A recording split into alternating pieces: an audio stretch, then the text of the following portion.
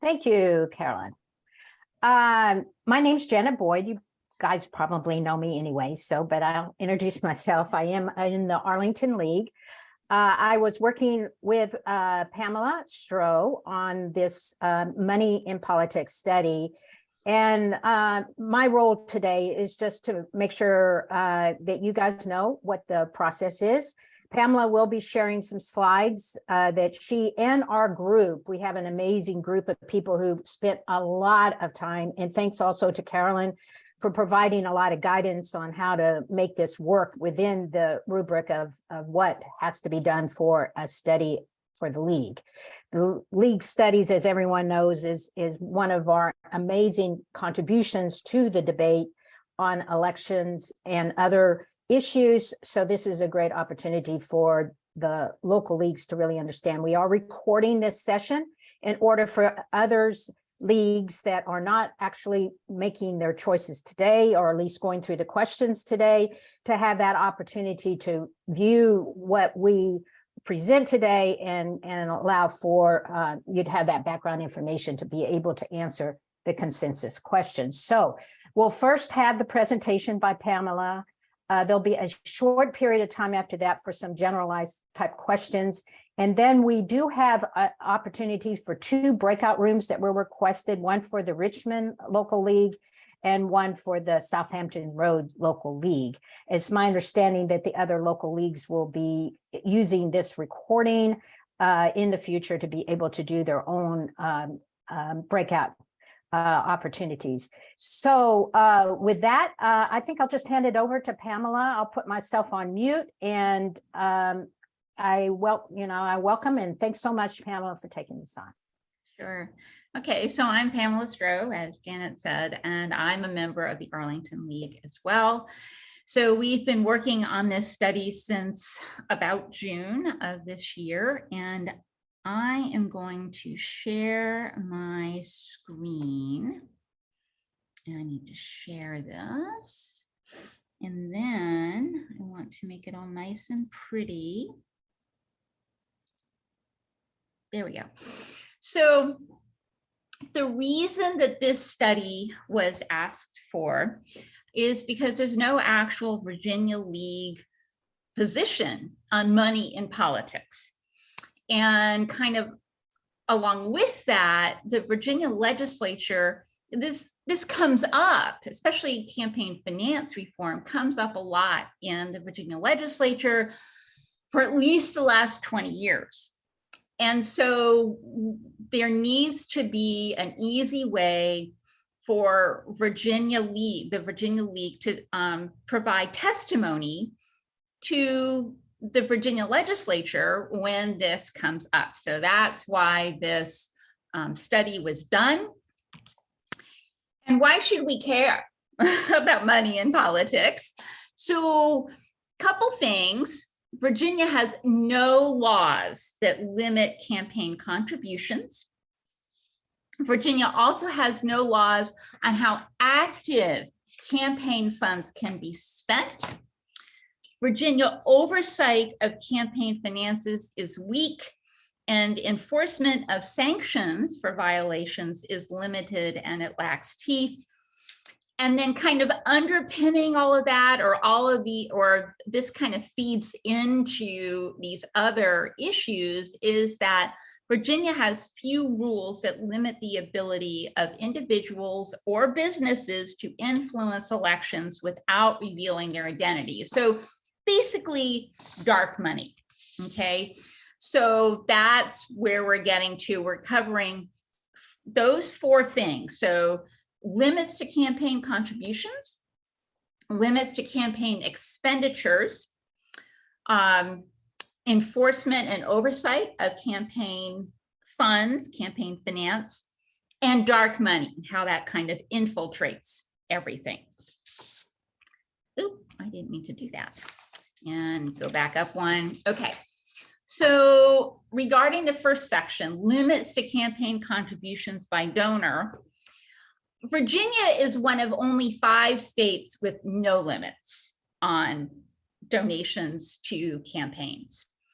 And the Coalition for Integrity, they measure the relative strength of campaign finance regulations in the 50 states plus DC, and Virginia ranks 43rd out of those in the Campaign Finance Index for 2022. So we're kind of low in the scale.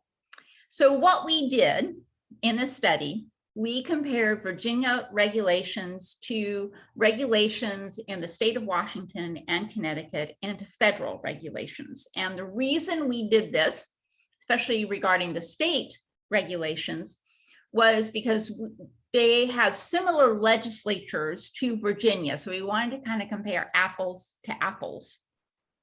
And regarding the federal laws, there are elections in which there are people running for federal office, and then there might also be people running for state office, and they'll be on the same ballot. And people who are running for federal office have to follow federal guidelines, whereas on that same ballot, it's a Virginia ballot, people running for state and local elections don't have any guidelines that they're following. So there's a disconnect there, and people may not necessarily know that. So we looked at contributions to the candidate from individuals, and just take it as assumed, and it's listed here, Virginia has no limits on anything. So the federal regulations, Washington and Connecticut, they all have limits on all of these. So contributions by PACs, corporations, and unions to candidates, out-of-state corporations and PACs contributions. Now with federal, that isn't applicable. Washington and Connecticut all have regulations. And the candidate to their party committee, federal does have unlimited, so they don't really have a guideline for that. But in Washington and Connecticut, it is prohibited. So we looked at who contributes to legislatures and how much do they contribute. And we're basically looking at percentages. So only 17% of contributions in 2021 to House of Delegate candidates came from individuals or businesses within a candidate's district. So they were getting out of district funds. The current state senators in Virginia received more than 66% of their campaign funds from businesses, not from individuals. And in 2022, according to VPAC, which stands for, excuse me, the Virginia Public Access Project, public utilities contributed over $1 million to campaigns. And the reason this is problematic and that we're pointing this out specifically is because the Virginia legislature actually has oversight of public utilities. So we feel that's kind of important to draw attention to. So we have arguments in favor of limits. The US League position does encourage representational democracy, so they address this, but it's not at the local level. There was a study in 2015 by Flavin. They studied the impact of between state differences, so like what we did, comparing Virginia to Connecticut and Washington state. So looking at the impact of those between state differences in campaign finance regulations, and found a mix of pros and cons for contribution limits. So the pros that they found were that stricter campaign finance regulations, including contribution limits, were associated with an increased proportion of a state's budget being allocated to policies benefiting lower income individuals, and stricter campaign finance laws were associated with reduced shares of campaign funds contributed by business interests. On the other hand, the study also found that there was no relationship between campaign finance regulations and the proportion of legislators with working class backgrounds. So it didn't really seem to impact that kind of diversity. There are other things to look at. So Wasson Center. So Wasson Center is based in Virginia. They did a poll in 2021 on Virginia's opinions about campaign finance. And they found that the majority of Virginians, so 75% of Virginia residents support limits on campaign contributions, and 78% support reducing money from large campaign contributors, while 56% support banning corporate contributions. So all of those are addressed in our questions. And there have been studies that say, oh, there is corruption in politics regarding money. There is not corruption in politics regarding money. But the issue is public perception. I mean, if there is actual corruption, that's a problem too. But if there's a perception of corruption, then citizens will not participate in the election process. And that is what the Virginia League and what the US League is concerned about. So I mentioned earlier at the beginning that the Virginia legislature has actually tried to address campaign finance reform. And this is just basically an example of that. In 2001, the legislature established a joint subcommittee to study campaign finance reform. And if that sounds familiar, it should, because the Virginia legislature also established a joint subcommittee to study campaign reform in 2021. So in 2002, they held hearings in 2001, this first joint subcommittee. They have 4 hearings in 2001. The Virginia League testified at all 4 of those on various issues. No legislation was adopted from that joint subcommittee. And the same has happened with the present day subcommittee as well. They're having their first meeting this year in December, on December 12th. So this is how it's been going on. It's getting kind of frustrating, honestly. So we recommend that Virginia limits campaign contributions, and to determine to limit those contributions determined by the type of donor, and that specifically utilities should be banned from contributing to campaigns. So our questions that we are asking consensus on: should utilities be banned from contributing to campaigns? Should Virginia have limits on how much can be contributed? And should these limits be determined by the type of donor? So our next section was on allowable uses of campaign funds. And the US League position does not directly address how campaigns use their funds. This section addresses that. So I mentioned before, Virginia currently has no law that prohibits candidates and office holders who intend to run for re-election, so active campaigns, from using campaign funds to pay for their personal expenses. And Virginia laws currently provide no list of acceptable uses of active campaign funds because there are no regulations about that. Okay, so again, we have another table, and we compared Washington State and Connecticut and the federal laws to Virginia. And they all have limits on personal use of campaign contributions. The only limit Virginia has is when the candidate is closing their account. So they are not going to be running for re-election. So then regulations kick into effect, but not while they're actively running for election. So the personal use definition, there is no definition in Virginia. And because there are no definitions, there are no exceptions to personal use, and there is no allowable expenditure. Whereas federal law and Washington and Connecticut all address those issues. They all have regulations regarding that. How do Virginia legislators spend their campaign funds? So in off years, when they are not running for election, the major category of spending by state senators, so that's what we looked at, consists of donations to political parties and committees.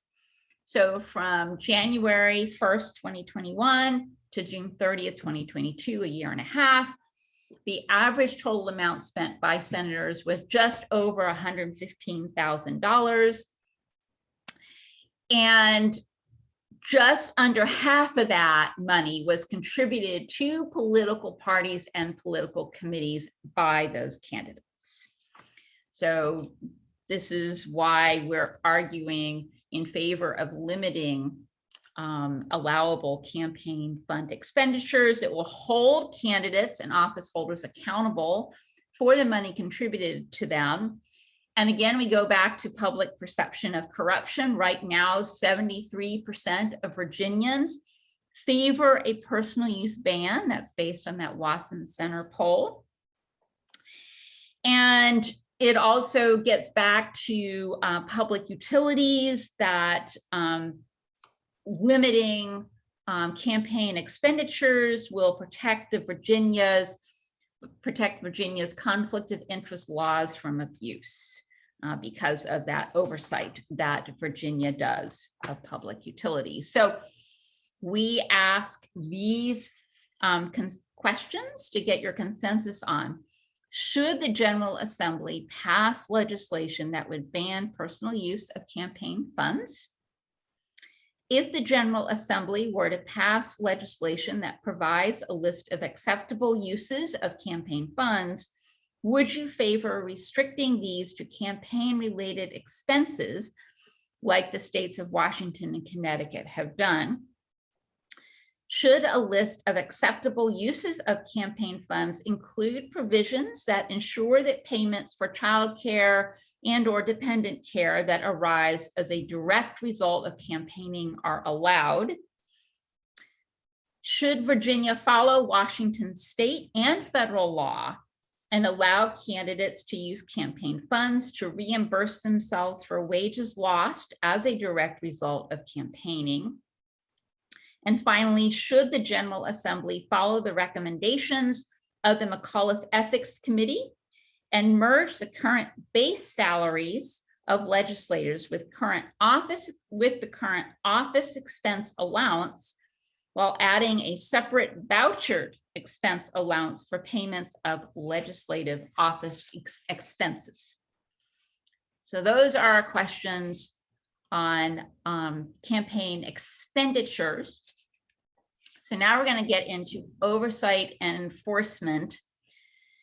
The U.S. League position tries to ensure, it argues for ensuring transparency and the public's right to know who is using money to influence elections and to support enhanced enforcement of campaign finance laws that includes changes to ensure that regulatory agencies are properly funded, staffed, and structured to avoid partisan deadlock. And so this section of the study addresses those issues, specifically Virginia's issues in this area.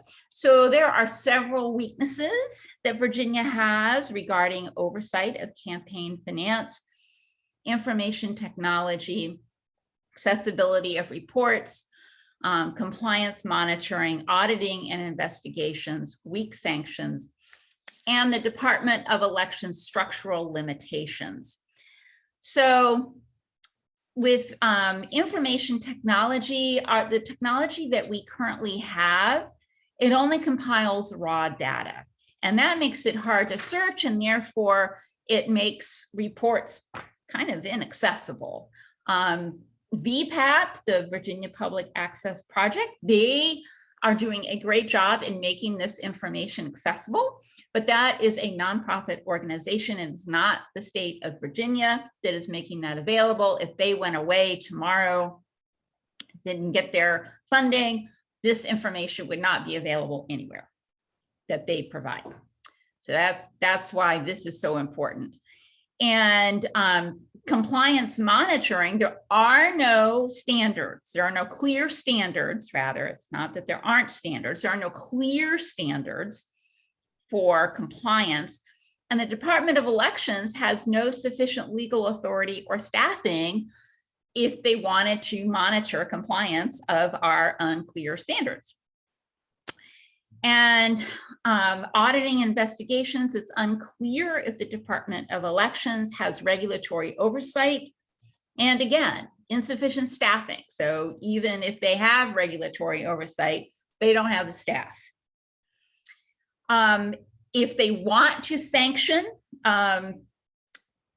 like what campaigns are providing, there are no sanctions at this point for incomplete or inaccurate reports. And this is kind of where dark money can start to feed into election politics, because there are very weak sanctions and there's very little monitoring of compliance. So this all ties in together. And so we note that the Department of Elections, they have structural limitations. We recommend that there's an overhaul of the department or create an entirely new agency. Okay, so I basically went over these deficiencies already. The reports aren't easily findable. VPAP is making them available, and there's vague and weak oversight, basically. So our consensus, our questions that we are asking your consensus on are: should Virginia pass legislation to increase oversight and enforcement of campaign finance activity in Virginia? And should Virginia pass legislation to create an independent state agency for the purpose of increased oversight and enforcement of campaign finance activity in Virginia? So now we're going into the last section. Go there, dark money. And US League doesn't really have a position that directly addresses dark money. So this section of the report directly addresses that issue related to how organizations utilize dark money in elections. So what we're going to be looking at is what is dark money and why is it dangerous in a democracy. So let's get there. Okay, so what is dark money? So dark money generally refers to expenditures from certain nonprofit organizations to influence politics. And these donors that are both individuals and businesses to these organizations are not disclosed and reported to the public. And that's where oversight comes in, making that whole process transparent. And included in dark money are also contributions from foreign governments. So that comes to why it's dangerous to a democracy. There's a disconnect between a small group of wealthy citizens or businesses and the majority of ordinary voters. The dark money can give special interest groups and their lobbyists greater power in government decisions. And due to this whole lack of transparency, the oversight from the Department of Elections, due to lack of transparency of the names of donors, voters can be misled by expensive sponsored information and ads that can be false, not truthful, or slanted. And foreign governments such as Russia can contribute money to dark money organizations and run ads on social media that are false, manipulative, and deceptive to create discord in our country and favor candidates with a Russia government-friendly policy. Present dark money policies have led the voters and citizens of the US to lose faith and distrust our system of democracy. And that's basically where we're getting at with this whole study, is to try to get faith back in politics, in Virginia anyway. So the questions that we're asking your consensus on regarding dark money is, should Virginia enact laws to regulate and limit all dark money donations and expenditures by imposing a transparency requirement? Oh, those are different. Let's see. And then, should Virginia pass legislation to curb further the coordination of activities between candidates for election and nonprofit organizations? And finally, should Virginia pass legislation to protect the public by preventing a foreign government from interfering with our state elections, including requiring all ad sponsors to disclose their donors? So, in conclusion, we found that there are many aspects to money in politics, and we covered 4 of them. So there are more that can be covered. So this report addressed campaign contribution limits, limits on campaign expenditures, and not necessarily limits, but just increased oversight of campaign finance and increased oversight of just money in regarding dark money.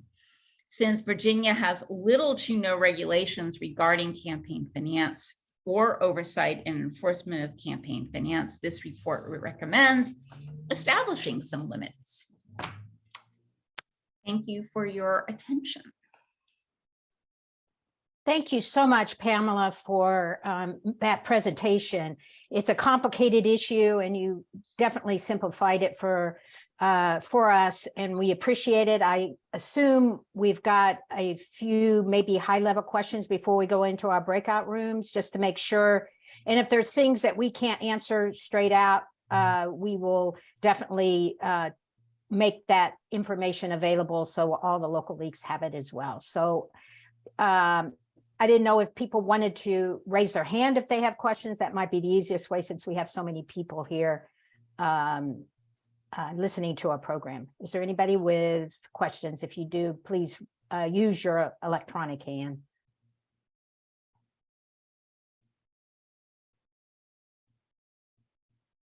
And Martha? You were up first. Do you want to give your question? And we're not going to really do discussions right now. We're just doing questions to make sure. Yeah, I lost clear. track of corporate, of organizations, for-profit corporations. I heard nonprofit organizations, but I didn't hear references to corporate. Pamela, you want to answer that? It's not directly addressed in this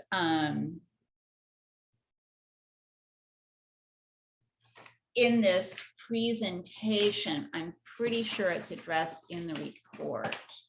I have to go back and look. Martha, I'm a little bit confused maybe with exactly what you're asking. Are you thinking that that you wanted to make sure, or wanted to know how corporate contributions were being impacted, or what we wanted to do with corporate contributions to campaigns? Is that what the question was? Yes, just for instance, dark money, number 11. Right. Individuals, organizations, PACs, super PACs. And Right. there's no reference to nonprofit profit. And then the next one speaks to nonprofits only, not profits. And maybe you see that is a subject for a future, that this is getting traction on some levels, and you're saving that for later, or maybe you're relying on the federal rules. But I did. Oh, go ahead. Sorry. No, but I'm not an expert on it, and I would love to know more about it, but that was just one obvious question for me. Well, we do, it's not necessarily, it's not in the, let's see, in the questions. So I'll have to go back and check on those questions again. But actually, when we define dark money, it does say the donors, both individual and businesses, to these organizations. So to these nonprofit organizations that like contribute to, like, create ads and so forth for politicians. So so it's people and companies that contribute to organizations that do the ads. That's what's in the report. And Carolyn actually clarified that as well in the chat. So it's the dark money is going into these nonprofit organizations, but those nonprofit organizations are not required to disclose who is making those contributions. And those contributions, as Pamela said, could come from for-profits, it could come from foreign governments, it could come from other not-for-profits, it could come from unions. You know, there's all kinds of sources going into it. But where dark money is actually realized is it's going through these nonprofits that don't have to they do not have to reveal who their donors are. So any other clarifying questions? Heather? Heather's got her hand up. You're muted, I think. Yes, I am. Sorry. I put it in the chat and the answer was kind of, we're not sure, but with the only restriction on personal use, where it said only if the candidate's closing out their campaign, but then also there's no definitions of personal use. Is there a definition in the law? I was the one who responded on chat to that. In that table where it shows it's not defined, that is because when you look at Connecticut and Washington, are model states, because they score very, very well on campaign finance laws. They define acceptable uses simply as for campaigning. Then when they define personal use, it essentially becomes anything that's not for campaigning. Okay. So they are defining personal use in terms of what isn't an acceptable use, and we certainly have nothing comparable to that. Okay. I think Becky Lawson has a question in the chat. Maybe Pamela, you or Trish might be able to answer this. She wanted an explanation of some current uses of campaign money given by candidates to party committees and why those kind of contributions is particularly problematic. I can answer that from my own perspective. So Pamela reviewed the evidence that businesses are accounting for a vast majority of the donations that go to our General Assembly members.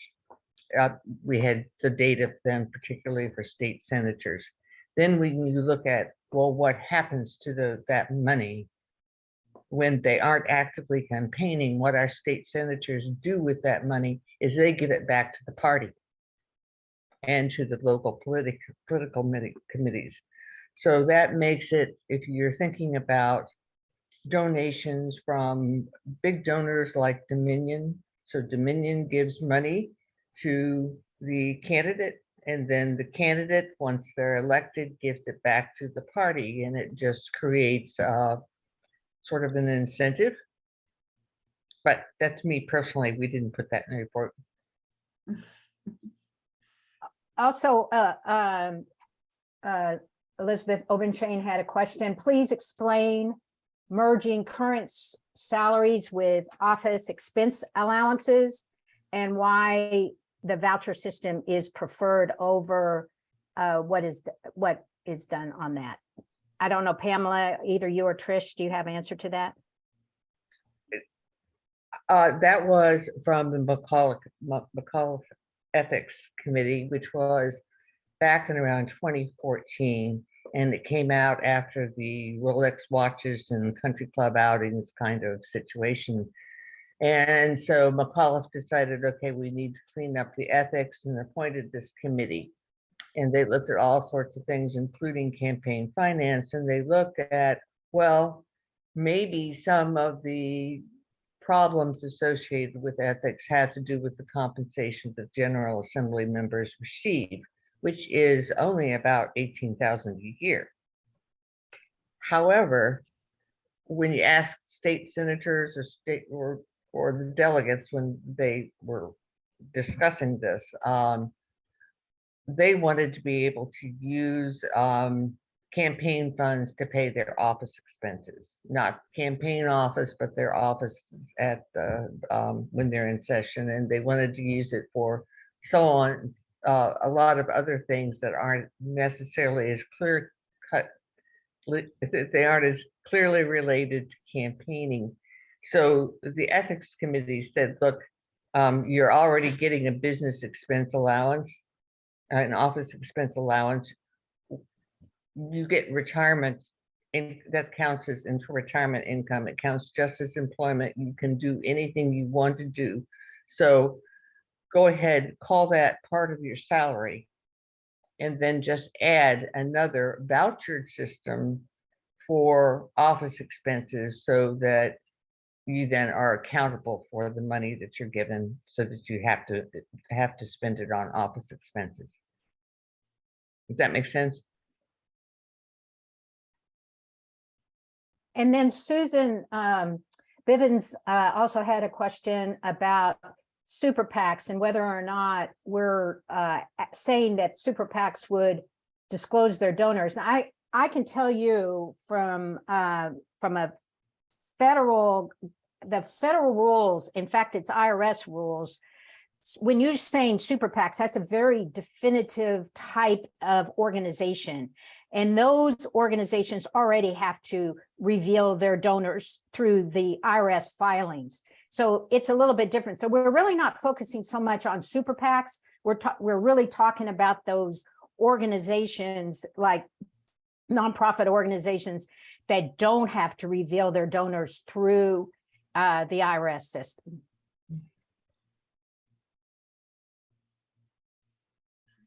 And I think that was all the questions that I saw in the chat. I did see a thing to share the slides, and yes, we will share the slides with everybody on that. The consensus questions are, the document is in a Google Drive, and you have that information from Carolyn.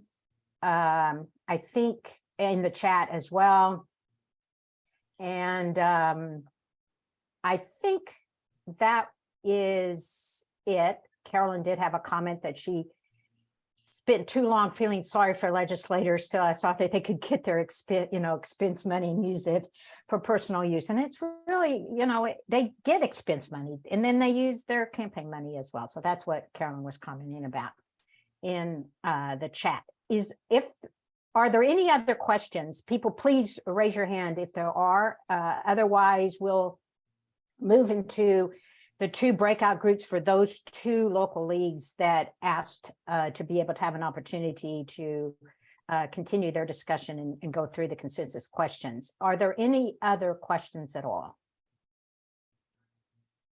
If you do come up with some questions, obviously through your process of breakout groups, and I assume the other leagues will be doing it in the future using this recording, please feel free to reach out to Pamela on and we'll, as a group that we're working together on this study, will provide those answers for you. So anything else? I wanted to verify before I opened my mouth the LWV-US position on money in politics advocates for abolishing super PACs. So we don't need to deal with that. Yeah, that is correct.